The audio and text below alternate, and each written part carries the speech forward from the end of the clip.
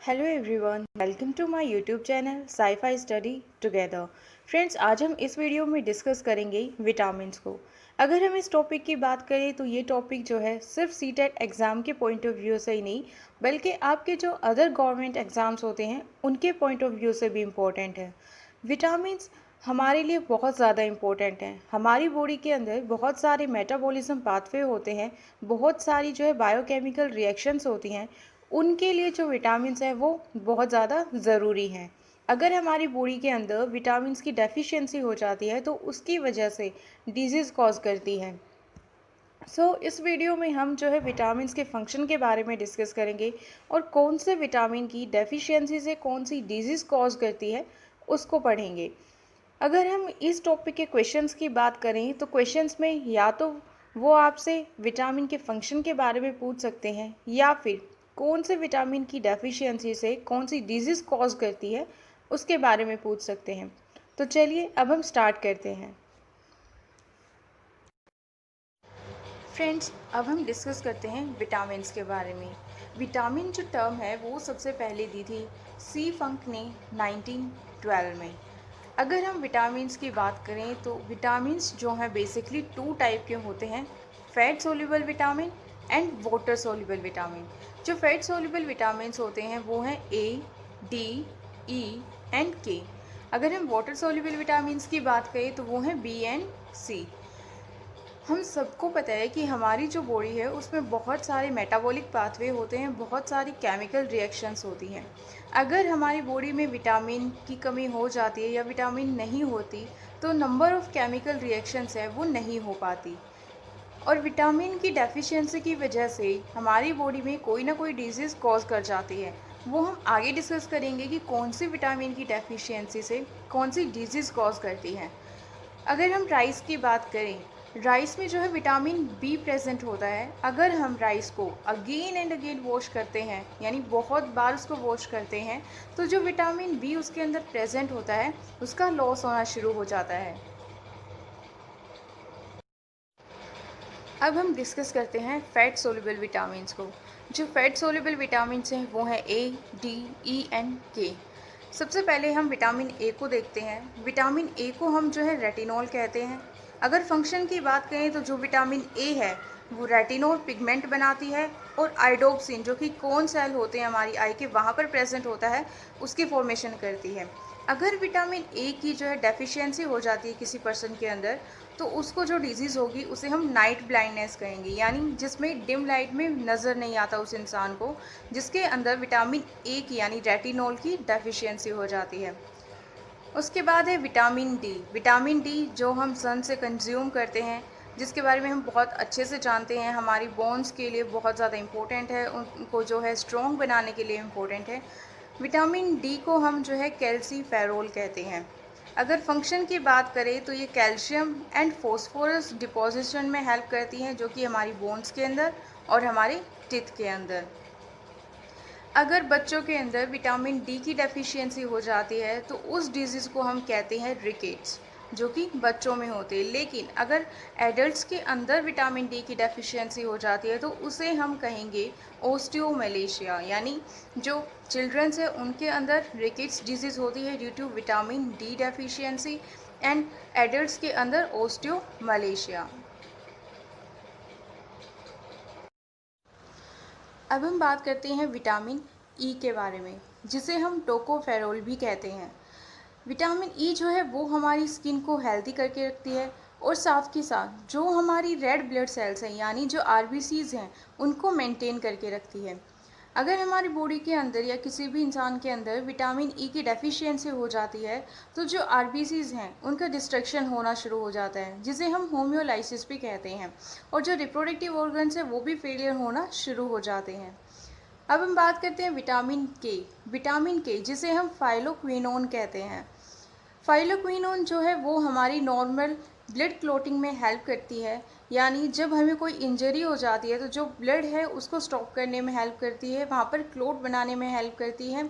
लेकिन अगर किसी भी इंसान के अंदर विटामिन के की डेफिशिएंसी हो जाती है तो जो क्लोटिंग है, जो ब्लड क्लोटिंग है, वो डिले करती है, यानी उसको जो है टाइम लगता है, ब्लड क्लोट की फॉर्मेशन में जो है टाइम लगता है। सो ये सब जो होता है वो विटामिन के की डेफिशिएंसी की वजह से होता है।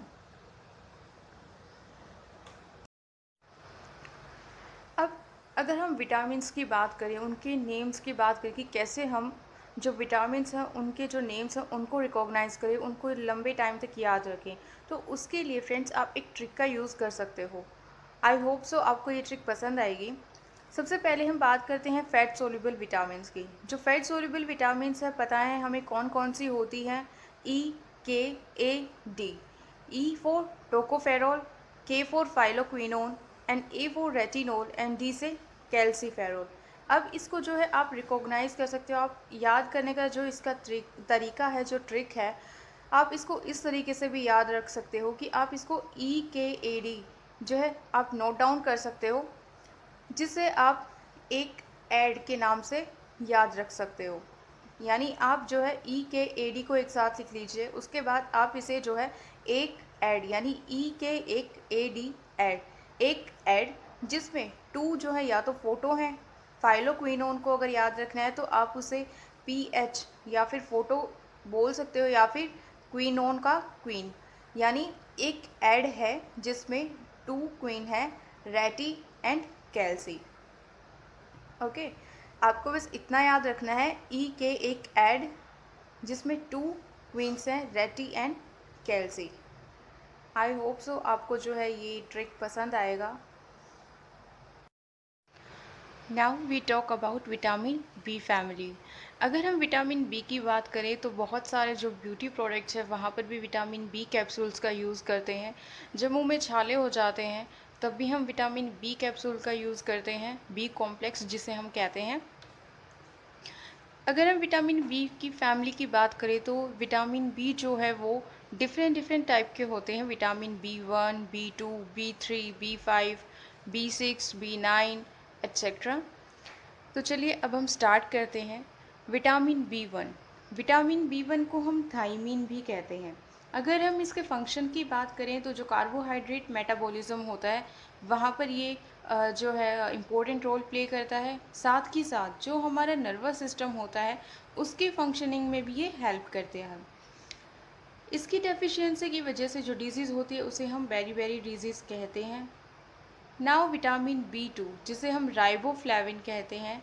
राइबोफ्लेविन एक कोएंजाइम का ही पार्ट है जो हमारी स्किन को हेल्दी रखता है और साथ के साथ जो ओरल म्यूकोसा है उसे भी हेल्दी रखता है। विटामिन B2 की डेफिशिएंसी की वजह से जो डिजीज़ होती है उसको हम चिलोसिस कहते हैं। इसमें क्या होता है कि जब बहुत ज़्यादा अमाउंट में माउथ से सलाइवा आउट होता है तो जो हमारा माउथ है उसके साइड में जो है पैचेस हो जाते हैं, वहाँ पर इन्फ्लेमेशन होता है क्योंकि जो सलाइवा है उसके अंदर बहुत सारे माइक्रो ऑर्गेनिजम्स प्रेजेंट होते हैं, तो उसकी वजह से जो है वहाँ पर कट्स लग जाते हैं जिसे हम चिलोसिस कहते हैं। Now we talk about vitamin B3 and B5। B3 को हम नियासिन कहते हैं। नियासिन जो है वो कार्बोहाइड्रेट मेटाबॉलिज्म में इम्पोर्टेंट रोल प्ले करती है। इसकी डेफिशिएंसी की वजह से जो डिजीज़ होती है उसे हम पेलिग्रा डिजीज़ कहते हैं, जिसमें जो लिप्स हैं वो स्वेलन अप कर जाते हैं और जो स्किन है वो पिगमेंटेड हो जाती है। नाउ विटामिन बी फाइव को हम पेंटोथैनिक एसिड भी कहते हैं। विटामिन B5 जो है वो हमारी किडनी में भी जो है प्रेजेंट होती है, सिंथेसाइज होती है और हमारे लीवर में भी। अगर हम इसके फंक्शन की बात करें तो विटामिन B5 जो है कोएसिटाइल ए का जो है कोएंजाइम ए का कंपोनेंट है और वेरियस जो मेटाबॉलिक प्रोसेस हैं, पाथवे हैं, उनमें हेल्प करती है। For example in Krebs cycle. Vitamin B5 जो है वो हमारी लीवर में भी मिलती है और हमारी किडनी में भी सिंथेसाइज होती है। इसकी वजह से ये जो है अबेंडेंस होती है और इसकी जो डेफिशिएंसी है वो बहुत कम होती है। Rare deficiency due to its abundance. Now vitamin B9 and B12। Vitamin B9 जिसे हम फॉलिक एसिड भी कहते हैं, फॉलिक एसिड जो है वो हेल्प करता है न्यूक्लिक एसिड मेटाबॉलिज्म में एंड मैचुरेशन ऑफ आरबीसीज, यानी जो आरबीसीज का जो मैचुरेशन है, रेड ब्लड सेल का जो मैचुरेशन है, उसमें फोलिक एसिड जो है इम्पोर्टेंट रोल प्ले करता है। अगर विटामिन बी की डेफिशिएंसी हो जाती है तो इसकी वजह से मैक्रोसाइटिक एनीमिया डिजीज़ होती है। विटामिन बी ट्वेल्व जिसे हम साइनोकोबैलामिन भी कहते हैं, ये डीएनए सिंथेसिस को प्रोमोट करती है और साथ के साथ मैचुरेशन ऑफ आरबीसीज में भी हेल्प करती है, यानी जो रेड ब्लड सेल्स हैं उनके मैचुरेशन में भी हेल्प करती है। और इसकी डेफिशिएंसी की वजह से जो डिजीज़ होती है उसे हम परनीशियस एनीमिया कहती हैं। इन दोनों में जो डिजीज़ है वो अलग अलग होती है, दोनों मैचुरेशन ऑफ आरबीसीज में हेल्प करती हैं, लेकिन जो डिजीज़ है वो अलग अलग होती है। फोलिक एसिड में मैक्रोसाइटिक एनीमिया होता है और साइनोकोबैलामिन की वजह से परनीशियस एनीमिया होता है। Now we talk about vitamin C, जिसे हम एस्कॉर्बिक एसिड कहते हैं। विटामिन सी जो है वो कोलाजन फॉर्मेशन में हेल्प करता है। विटामिन सी की जो डेफिशिएंसी है उसकी वजह से स्कर्वी डिजीज़ होती है, जिसमें जो गम्स हैं यानी जो मसूड़े हैं वहाँ से ब्लीडिंग होनी शुरू होती है और जो टीथ हैं वो जल्दी जल्दी टूटने शुरू होते हैं। विटामिन सी जो है उसे हम जो है सिट्रस जो फ्रूट्स हैं उनसे कंज्यूम करते हैं। ऐसा नहीं है कि अब और विटामिन्स नहीं होते। विटामिन बी की अगर हम बात करें तो B6 भी होती है, जिसे हम पायरिडॉक्सिन कहते हैं। विटामिन B6 जो है वो विटामिन B9 के साथ काम करती है, यानी विटामिन B9 और B6 को हम साथ में कंज्यूम करते हैं। सेम एज़ विटामिन B7 जो है जिसे हम बायोटीन कहते हैं, विटामिन B7 को हम विटामिन B3 के साथ कंज्यूम करते हैं। Now we talk about tricks for vitamin B family. अगर हम विटामिन बी फैमिली की बात करें तो इसमें डिफरेंट टाइप के जो है विटामिन बी प्रेजेंट होते हैं। B1, B2, B3, B5, B6, B7, B9 and B12। ये जो विटामिन है ये हम ह्यूमन बींग्स के लिए इम्पोर्टेंट हैं। अगर हम विटामिन B1 की बात करें तो जिसे हम थायमिन कहते हैं, B2 को राइबोफ्लाविन, B3 को नियासिन, B5 को pantothenic acid, B6 pyridoxine, B7 biotin, B9 folic acid and B12 साइनोकोबैलामिन। अब इसको याद करने की एक ट्रिक है।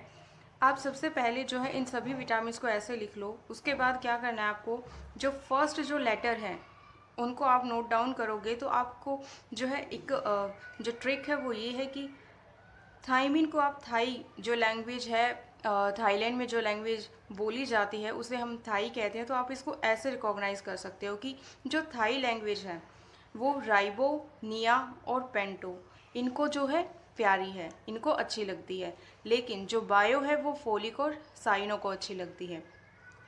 आप इसको इस तरीके से याद कर सकते हो कि जो थाई लैंग्वेज है वो राइबो, निया और पेंटो को प्यारी है, लेकिन जो बायो है वो फोलिक और साइनो को अच्छी लगती है। आई होप सो आपको ये ट्रिक पसंद आई होगी। Friends, this is all about vitamins. अगर आपको ये वीडियो पसंद आया है तो आप इसे लाइक कीजिए, शेयर कीजिए और मेरे चैनल को सब्सक्राइब कीजिए। Thank you and have a nice day.